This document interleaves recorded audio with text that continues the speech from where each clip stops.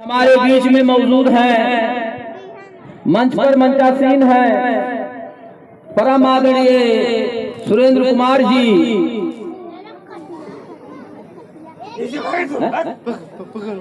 परम आदरणीय श्रद्धेय श्री राम तिलक वर्मा जी।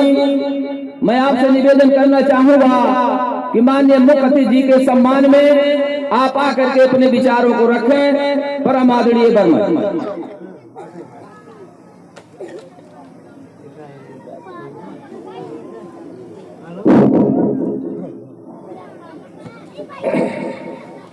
आज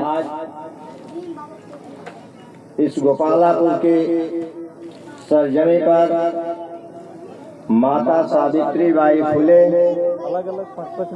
के जन्म दिवस के अवसर पर मैं सबसे पहले माता सावित्रीबाई फुले, ज्योतिराव फुले और भारत देश को अनोखा संविधान देने वाले डॉक्टर B.R. अम्बेडकर, पूरी दुनिया को करुणा का संदेश देने वाले महामना गौतम बुद्ध या फिर तमाम ऐसे महापुरुष हुए हैं जिन्होंने हमारे लिए काम किया है और हम लोग उनको नहीं जानते हैं। ऐसे सभी महापुरुषों को हमारी तरफ से, उपस्थित जनता जनार्दन की तरफ से, मंच की तरफ से या फिर माइक की आवाज जहां तक जा रही हो, उन सबों की तरफ से उनके चरणों में श्रद्धा सुमन अर्पित करते हुए सम्मानित मंच, चूंकि यहाँ विधायक जी हैं और सांसद जी तो जा ही चुके, मैं तहे दिल से विधायक जी का जो है सम्मान करता हूँ और मंच पे तमाम साथी हैं जिनका नाम हम नहीं जानते हैं, इसलिए समस्त मंचासीन साथी, सामने बैठे हुए पिता तुल्य बुजुर्गों, माताओं एवं बहनों, नौजवान साथियों और प्यारे बच्चों, हम आप सबका दिल की गहराई से जो है हार्दिक अभिनंदन एवं वंदन करते हुए अपनी बात को आगे बढ़ाना चाहते हैं।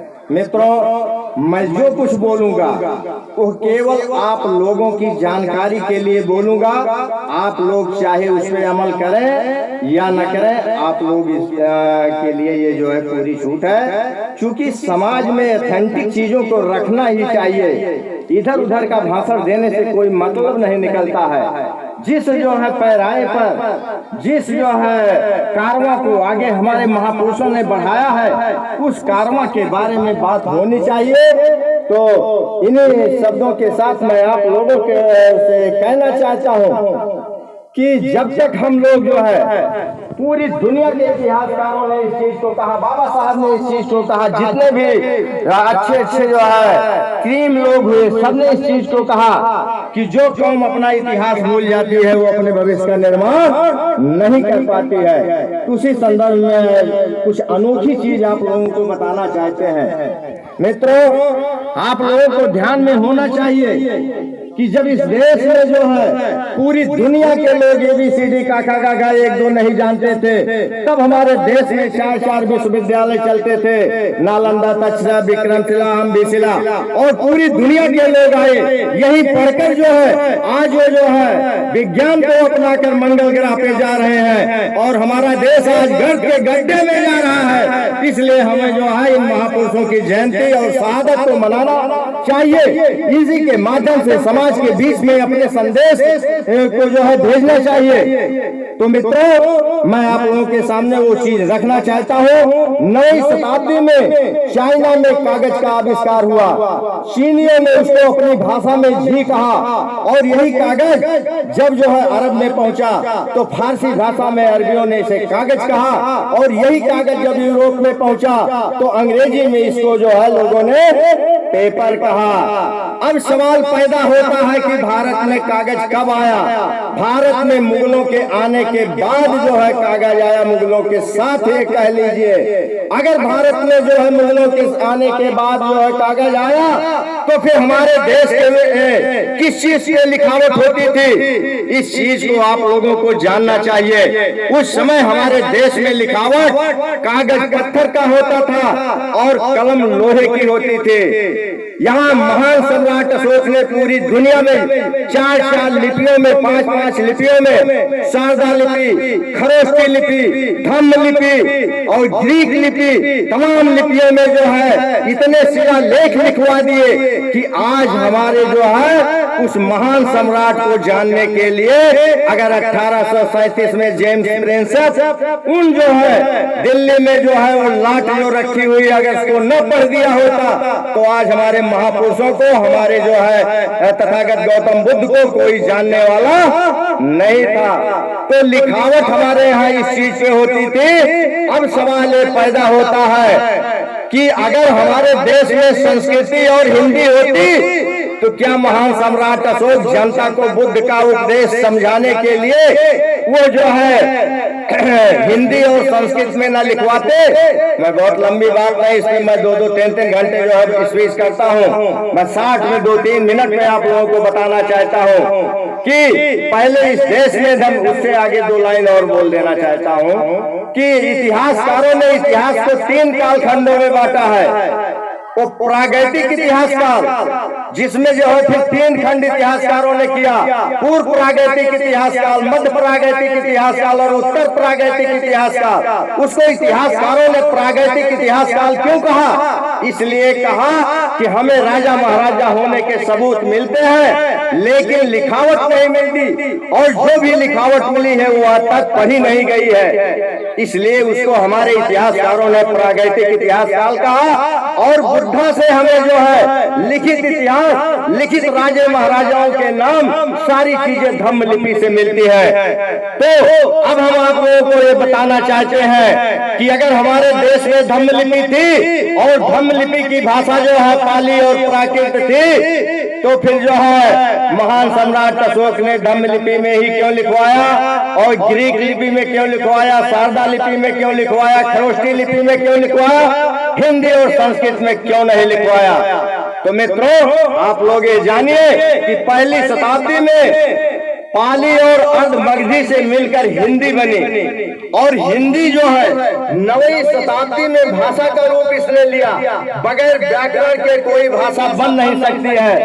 और हिंदी में 8 अक्षर नहीं थे, री नहीं था, औ नहीं था, य नहीं था, बड़ा सा नहीं था, खष्टी सा नहीं था और जिसे हम लोग संयुक्ताक्षर कहते हैं जो 2 अक्षरों के मेल से बने हैं, ये नहीं थे, 8 अक्षर नहीं थे। इनका एवोल्यूशन 7वीं शताब्दी के बाद हुआ, माने इनका कर्मिक विकास हुआ जैसे जैसे जरूरत पड़ी। तो अब सवाल यहाँ पैदा होता है कि अगर क्षत्रिय नहीं था तो हमारे देश के इन चालाक और धूर्त लोगों ने क्षत्रिय कैसे लिख लिया? और हिंदी जब बनी तो आधार अक्षर लगाने की कोई व्यवस्था नहीं थी, आधार रा लगाने की कोई व्यवस्था नहीं थी, ऊपर नीचे अगल बगल। जैसे हमको आज हिंदी का आधा अक्षर अंग्रेजी में लिखना होता है तो हम लोग क्या लिखते हैं? उस अंग्रेजी के पूरे अक्षर को लिखते हैं। सेम ही कंडीशन हिंदी की थी। और जब जो है आधा रा लगाने की व्यवस्था नहीं थी तो लोगों ने कैसे ब्राह्मण लिख लिया? और री नहीं था तो लोगों ने कैसे ऋषि लिख लिया और ऋषा कैसे लिख लिया? खैर मैं लंबा विषय है, मैं 60 में आप लोगों को समझाना चाहता हूँ कि जब 9वीं शताब्दी में हिंदी ने भाषा का रूप लिया तो संस्कृत की अपनी कोई लिपि नहीं है। आज दुनिया में हजारों जो है भाषाएं इस तरह से बोली जाती हैं कि उनकी लिपि दूसरी होती है और जो है उच्चारण उनका दूसरा होता है। संस्कृत की लिपि क्या है? हिंदी की देवनागरी की आ से लेके क्षत्रिय तक इसी में तो संस्कृत लिखी जाती है। तो निश्चित हो गया कि हिंदी के बाद संस्कृत का उदय हुआ। ये कड़वा सच है। और मैं किताब का नाम बता दूं, आप लोग लेके पढ़ लीजिए, इतिहास पूरी तरह से साफ हो जाएगा। किताब का नाम है डॉक्टर गौरी शंकर ओझा की लिखी हुई किताब है प्राचीन भाषा एवं लिपि। उसमें किस राजवंश में कौन सी लिपि थी, कौन सी भाषा चलती थी, उनके शिक्षे पे क्या अंकित है, सारा उद्धरण है। 650 रुपए की किताब है। अगर उसको पढ़ लोगे तो कोई व्यक्ति आपसे जो है मुकाबला करने की नहीं सोचेगा। ये चीजें जो है, इसीलिए मैं बता दे रहा हूँ कि ओरिजिनल चीज क्या है। जो लोग हमारे देश में आके कहते हैं कि मनवाद बुद्ध से पहले था, ब्राह्मणवाद बुद्ध से पहले था, इसलिए मैं इतनी ऊंची चीज आप लोगों के बीच में रख दे रहा हूँ। अब देखिए, हिंदी की जब ये आज लेके छत्तीसगढ़ तक अपनी लिपि है, तो संस्कृत दुनिया, मेरा चैलेंज है पूरी दुनिया के लोगों को कि संस्कृत दुनिया की किसी भी लिपि में लिखना संभव नहीं है। कारण क्या है इसका? कारण यह है कि हिंदी की देवनागरी लिपि में हलन, विसर्ग, गिनती लगाने की व्यवस्था है, और संस्कृत के किसी भी श्लोक में आप देख लीजिए तो हलन, विसर्ग और गिनती हर श्लोक में मिल जाएगी। इसीलिए मैं चैलेंज कर रहा हूँ कि दुनिया की किसी लिपि में जो है संस्कृत लिखना संभव नहीं है। तो मैं आप लोगों से कहना चाहता हूं कि अगर हिंदी 9वीं शताब्दी में भाषा का रूप लिया तो संस्कृत इसके बाद की है, और संस्कृत की जो है खोज कब हुई? 13वीं शताब्दी में। और 13वीं शताब्दी में दो चीजों की चोरी की गई। नंबर 1, धम्म लिपि का उच्चारण चोरी की गई। धम्म लिपि में महान सम्राट अशोक ने जिन जिन जो है लिपियों में अपने शिलालेख लिखवाए हैं, उन शिलालेखों में जो है नीचे लिखा गया है उस लिपि का नाम। जैसे धम्म लिपि का नाम आपको बता देते हैं कि अक्षरों में इयम धम्म लिपि चा, यह धम्म लिपि है। और जो है उच्चारण लोगों ने धम्म लिपि का चुनाया, और लिपि जो है देवनागरी लिपि की चोरी किया, और उसके बाद संस्कारित करके 13वीं शताब्दी में संस्कृत जो है बना लिया। उसके बाद इसी संस्कृत ने 1450 ईस्वी में भाषा का रूप लिया, और बगैर व्याकरण के कोई जो है लिपि जो है वो भाषा का रूप नहीं ले सकती है। और जब इन्होंने 1450 ईस्वी में भाषा का रूप लिया संस्कृत ने, इस देश के चालाक लोगों ने जो है इतिहासकारों को चैलेंज किया कि हमारी संस्कृति 5000 वर्ष पुरानी है, कोई कहता है 10,000 वर्ष पुरानी है, कोई कहता है 17 लाख वर्ष पुरानी है। तो इतिहासकारों ने भी जो है इन लोगों को चैलेंज किया और कहा कि अगर आपकी संस्कृति 5000 वर्ष 10,000 वर्ष पुरानी है तो आप हमको बताइए कि आप कोई शिलालेख, कोई ताम्रलेख, कोई भोजपत्र दीजिए और जिसमें संस्कृत लिखी हो, और मैं उसको जो है विज्ञान के माध्यम से जांच करूंगा और तब आप मानूंगा कि आपकी संस्कृति 5000 वर्ष पुरानी है। और ये लोगों ने एक भोजपत्र जो है इतिहासकारों को दिया। विज्ञान जानते हो हमारी क्या मदद करता है? बहुत अच्छे से 2 मदद करता है। पहली मदद क्या करता है? तो डीएनए कर देता है। दूसरी मदद करता है तो कार्बन डेटिंग कर देता है। अगर इस माइक को मैं कह दूं कि 10,000 वर्ष पुराना बना हुआ है तो विज्ञान की कार्बन डेटिंग से पता चल जाएगा कि नहीं भैया 2-4 साल का बना हुआ है। तो इतिहासकारों ने उस भोजपत्र को जो है जब जांचा कार्बन डेटिंग के फार्मूले से, तो वो जो है 1466 एडी का निकला वो भोजपत्र। माने जब इनकी भाषा 1450 में बनी, उसके 16 वर्ष बाद जो है वो भोजपत्र निकला। इनका जो है 1466 ईस्वी का निकला, और इतिहासकारों ने चैलेंज कर दिया। बस 2 मिनट और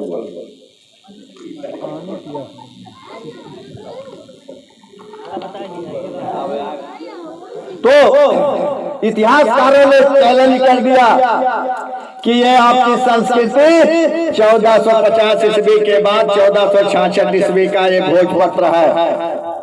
मित्रों, इसलिए मैं सावित्रीबाई फुले का जन्मदिन लोग मनाते हैं, बाबा साहब B.R. अम्बेडकर का जन्मदिन मनाते हैं, और जो है राष्ट्रपिता ज्योतिबा राव फुले का जन्मदिन मनाते हैं। लेकिन समाज में सही संदेश देने के बजाय लोग इधर उधर की बातें जो है करना चाहते हैं और कर देते हैं। समाज हमारा गुमराह है।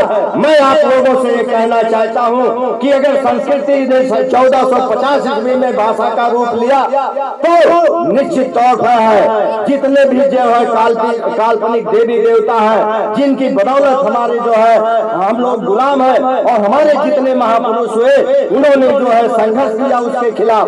अगर इस चीज को समाज के बीच में रख देगा, हमारे ये बच्चे और बच्चियां अगर ये जान जाए कि हिंदी कब बनी और जो है संस्कृत की खोज कब हुई, तो निश्चित तौर पर तस्वीर अपने आप साफ हो जाएगी और लोग इन चीजों को, झूठी चीजों को मानने से एकदम जो है मतलब मानना छोड़ देंगे। मित्रों, मैं आप लोगों से कहना चाहता हूं, यही नरेंद्र मोदी भारत के प्रधानमंत्री, यही नीता अंबानी अडानी की जो है बीवी जो है, जब अमेरिका या किसी दूसरे देश में जाती है तो वहाँ क्या कहती है? वहाँ बुद्ध की मूर्त लेके जाती है और बुद्ध की मूर्त देती है, कहती है कि मैं जो है बुद्ध की नगरी से आई हूँ। मैं उन लोगों से कहना चाहता हूँ कि वहाँ जाके क्यों नहीं कहते कि मैं प्रभु श्री राम की जो है नगरी से आया हूँ। क्योंकि एक काल्पनिक पात्र है, इसलिए पूरी दुनिया हंस लेगी इन पे, इसलिए कभी नाम नहीं लेते जो है, वहाँ बुद्ध का नाम लेते हैं और बुद्ध की जो है तस्वीर उनको विदेशों में भेंट करते हैं। मित्रों, 2 मिनट और बोलूंगा। हमने एक किताब लिखा, उस किताब की चर्चा आप लोगों के बीच में करना चाहता हूँ। किताब हमारी है आर्थिक समता क्यों और कैसे। उसमें जो है केवल एक लाइन बताऊंगा, क्योंकि समय हमारे पास नहीं है, इधर से इशारा हो रहा है। पूरी दुनिया में कमाने खाने के 4 क्षेत्र हैं। नंबर 1 मजदूरी करना, नंबर 2 खेती करना, नंबर 3 व्यवसाय करना, वो चाहे जिस प्रकार का व्यवसाय हो, नंबर 4 नौकरी करना। हमारे जीने खाने का ये 4 क्षेत्र है। उन्हीं पे एक लाइन हमने अपनी किताब में विस्तार से लिखा है। इस देश में आने वाली जो है इस आबादी को क्या विकल्प दिया जाए, वो विकल्प हमने दिया है। कार्ल मार्क्स से अच्छा विकल्प हमने दे दिया है, क्योंकि कार्ल मार्क्स के दर्शन में 3 चीजें समाप्त हो जाती है। उसमें न तो प्रतिस्पर्धा रहती है, न दक्षता रहती है, न चिंतन रहता है। और जिस भी व्यवस्था में तीनों चीजें नहीं होगी, वो व्यवस्था कभी सफल नहीं होगी। पूंजीवाद के विकास का कारण यही है, उसमें प्रतिस्पर्धा, दक्षता और चिंतन तीनों चीजें बरकरार है। हाँ मित्रों, मजदूर के लिए हमने लिखा है, एक लाइन बताना चाहूंगा कि जब किसान आपसी बंटवारे से इतनी छोटी जोत में आ जाएगा कि वो तथा उसका परिवार उस अपनी छोटी जोत की जमीन को खुद जोत को लेगा, तब मजदूरों की कोई जरूरत नहीं होगी। मजदूर एक दिन की मजदूरी के लिए इधर उधर भटकेगा। और वो समय भारत में आ गया।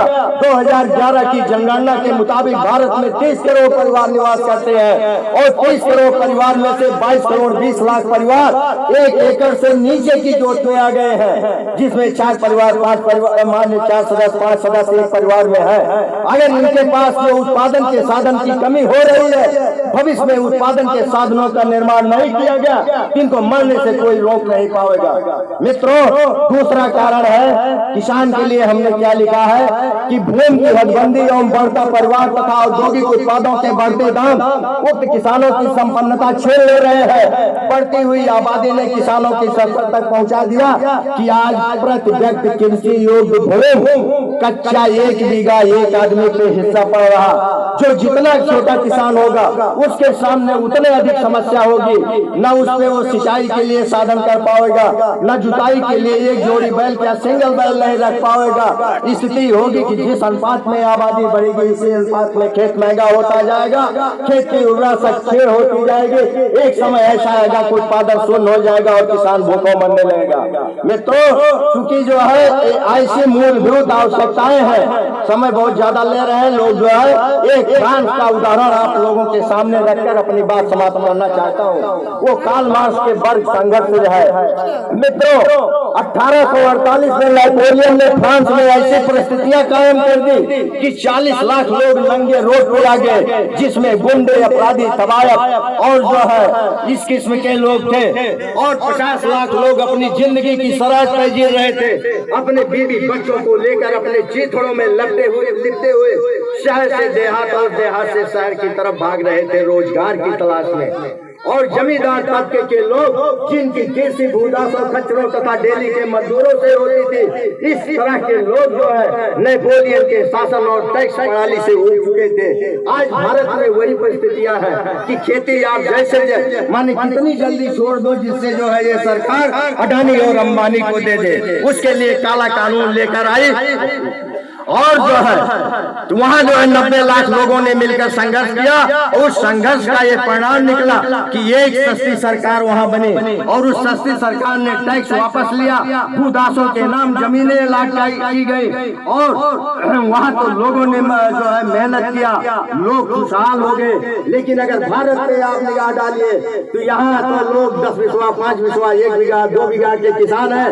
यहाँ इनके पास उत्पादन के साधन ही नहीं है। अगर भविष्य में इनके लिए उत्पादन के साधनों का निर्माण नहीं किया गया तो निश्चित तौर पर इनको मरने से दुनिया की कोई ताकत नहीं रोक सकती है। हमने अपनी किताब में डिटेल से लिखा है और जिसको लेना होगा किताब लेके आए हैं। कीमत 50 रुपया है भैया, फ्री हम नहीं देते हैं क्योंकि उस लायक हम नेता नहीं है। और उसमें जो है हमने अंतिम विकल्प दिया है किस देश के विकल्प के लिए क्या चीज होनी चाहिए। इसलिए मित्रों मैं पुनः सबसे हाथ जोड़ के क्षमा मांगना चाहता हूँ कि अगर जो है मुझसे किसी प्रकार की कोई गलती हुई होगी तो आप लोग मुझको क्षमा कीजिएगा।